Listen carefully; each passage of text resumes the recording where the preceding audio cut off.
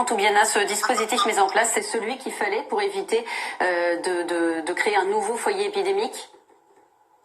Je ne peux pas répondre à ça, je ne suis pas un décideur, moi je suis un épidémiologiste. Et sur le plan sanitaire, alors quelle était la bonne solution?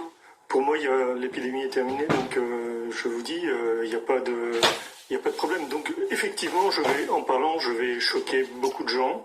Je suis vraiment désolé, mais je pense aussi aux millions de personnes pour lesquelles il y a une épée de Damoclès en permanence. Cette fameuse seconde vague qui n'arrive jamais.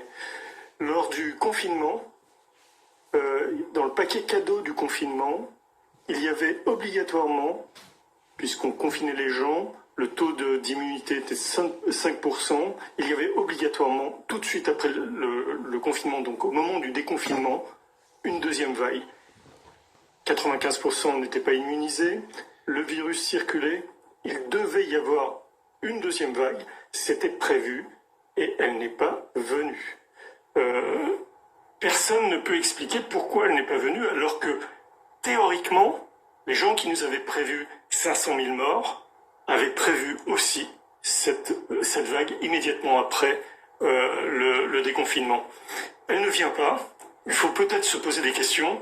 Moi j'essaye de dédramatiser la situation, c'est-à-dire apporter, si vous voulez, du réconfort à toute cette population qui est soumise à une pression invraisemblable qu'il faut maintenant être capable, auquel il faut être capable de dire arrêtons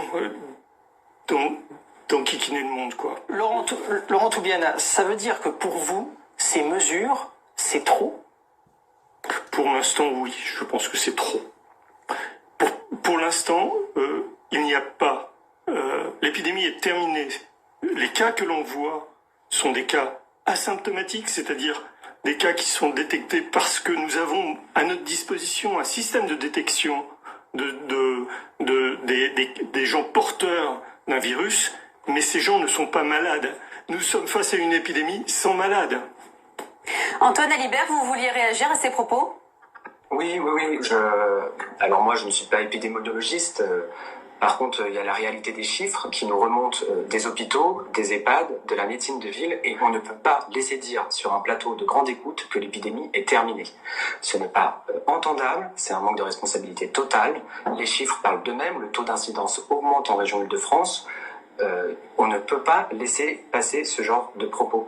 L'épidémie n'est pas arrêtée. Peut-être qu'elle est moindre que ce qu'elle a été au moment de la première vague, mais bien malin celui qui peut parier sur l'arrivée ou non d'une seconde vague. En tout cas, les chiffres parlent et il faut avoir un langage de responsabilité.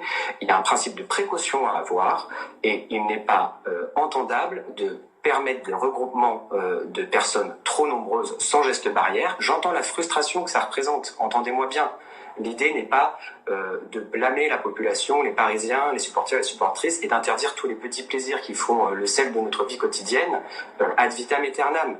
Mais tant qu'on n'aura pas de vaccin et que les chiffres montrent une poursuite de la propagation de ce virus qui a tué 30 000 personnes en France, il faut quand même maintenir un état d'alerte, ce qui ne veut pas dire qu'on doit tout supprimer dans nos plaisirs quotidiens, mais les grandes fêtes populaires, les grandes liesses populaires qui appellent nécessairement des moments où on diminue les gestes barrières et l'attention qu'on porte d'habitude à ceci, permettrait éventuellement une recrudescence. Et Anne Souiris, l'adjointe ELB à la santé, l'a très bien dit, la fête d'une victoire, ou en tout cas la fête du football du PSG, elle ne doit pas être celle de la fête du Covid. C'est très important, on ne peut pas laisser passer ce genre de propos. Laurent Toubiana, ce que vous dit cet adjoint à la mairie de Paris, c'est que il peut y avoir un débat scientifique, mais pour autant c'est bien le manque d'anticipation qui a provoqué un grand nombre de cas et un grand nombre de morts partout dans le monde. Oui, il serait un peu complexe de vous expliquer pourquoi, mais cette espèce de...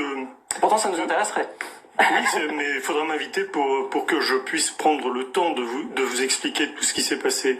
J'ai publié un article avant l'arrivée de l'épidémie en France. Cette note décrivait exactement tout ce qui allait se passer dans les jours qui allaient venir. Cette note vient d'être republiée.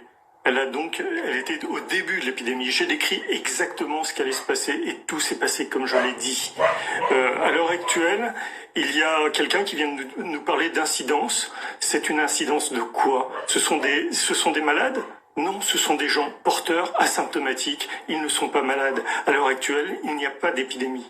Mais le nombre de cas continue d'augmenter quand même.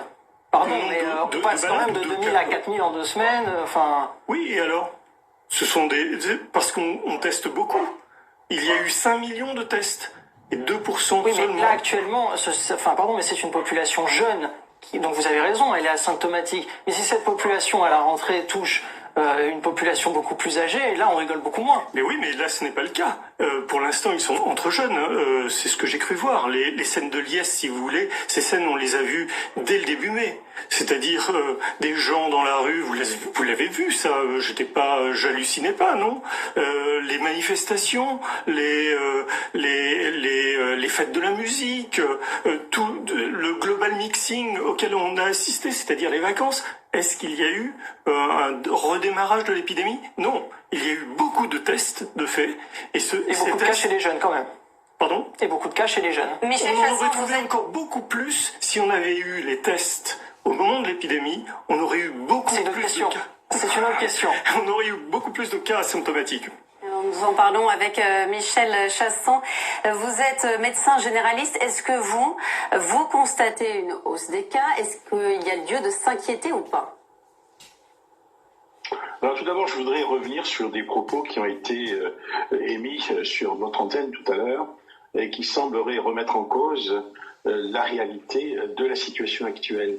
Donc il n'est pas exact de dire qu'il n'y a pas une reprise de l'épidémie. Tous les indicateurs ne sont plus au vert. Je ne dis pas qu'ils sont au rouge, mais ils sont plus au vert comme ils étaient au début de l'été. Et nous observons effectivement une recrudescence d'un certain nombre de cas de positivité des tests, chez les jeunes notamment, c'est-à-dire chez la tranche 20-40 ans.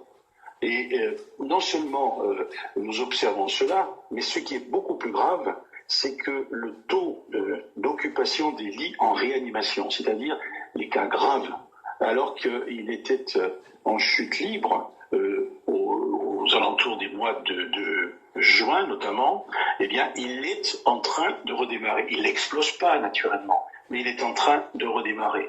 Donc, moi, je regrette ce genre de propos qui sont proférés sur votre antenne. Je regrette que les débats scientifiques, qui normalement, et c'est normal, doivent avoir lieu dans le domaine scientifique, se déroulent sur les plateaux de télévision. Tout ça entretient la confusion dans le public. Et s'il y a bien quelque chose qui n'est pas souhaitable dans le cas de toute épidémie, dans le cas de tout mouvement en matière sanitaire, c'est précisément la confusion. Parce que les gens ont besoin de choses simples, ont besoin de messages simples, de messages qui sont consensuels et qui sont simples. Alors le message, il est simple. C'est que oui, le virus continue de circuler en France, et pas qu'en France, dans l'Europe et dans le reste du monde, le virus circule. Oui, le virus est potentiellement dangereux, en particulier chez les gens les plus fragiles, c'est-à-dire les personnes âgées et les gens porteurs de maladies chroniques. Cela, il faut absolument les protéger. Et pour les protéger, il n'y a pas 56 solutions. Malheureusement, aujourd'hui, nous n'en avons qu'une. Ce sont les fameux gestes barrières. Seul le vaccin, qui j'espère verra le jour très prochainement, nous permettra de sortir de cette situation embarrassante et compliquée. Mais les gestes barrières sont simples. Il suffit simplement de se laver les mains. On oublie beaucoup cela. C'est certainement la chose essentielle, la plus essentielle. Se laver les mains, soit avec du savon tout simplement, soit avec des gels hydroalcooliques. Dieu merci, on en a eu. On en a manqué, mais là, maintenant, on ne peut pas dire qu'il y ait des pénuries. Et porter le masque en toutes circonstances où c'est utile, c'est-à-dire lorsqu'il y a des rassemblements, lorsqu'on est en proximité de personnes, lorsqu'on est dans des fêtes familiales, etc., il faut mieux porter ce masque. Et j'ajoute qu'évidemment, il faut éviter les poignées de main, ça va de soi, et il faut éviter les bises, notamment vis-à-vis des personnes les plus fragiles. Donc franchement, je pense que certes, il ne faut pas affoler la population, c'est clair qu'il ne faut pas affoler les gens, il n'y a pas lieu de s'affoler, mais il faut prévenir. Et on a suffisamment critiqué Laurent À Toubiana, l'époque, pardon. souvenez-vous, au mois de mars, qu'on n'anticipait pas suffisamment et qu'on Michel n'avait pas Chassaing, on mis va en place laisser répondre suffisamment quand même Laurent de Toubiana. gestes nécessaires. On va Mais bien écouter sûr, Laurent je laisse Toubiana. répondre, mais Moi, simplement- j'observe qu'à 2 reprises, 2 personnes ont dit sur ce plateau qu'il fallait pas dire autre chose qu'un certain type d'information. Moi, j'essaye d'apporter à la population des éléments de scientifiques qui tentent, je n'ai pas d'opinion. Je suis un scientifique qui tente de rassurer une population. Nous n'avons pas une épidémie infectieuse, nous avons une épidémie d'angoisse, si vous voulez. Et la population est à genoux à cause de ça, l'économie aussi. Donc, que des gens viennent nous dire, maintenant nous culpabiliser parce que on dit autre chose qu'eux, ça c'est insupportable, surtout un politique. Merci beaucoup, merci à tous les deux. Je suis désolé, on ne peut pas prolonger ce débat qui s'annonçait passionnant, hein, voilà, mais bon. Dans quelques minutes.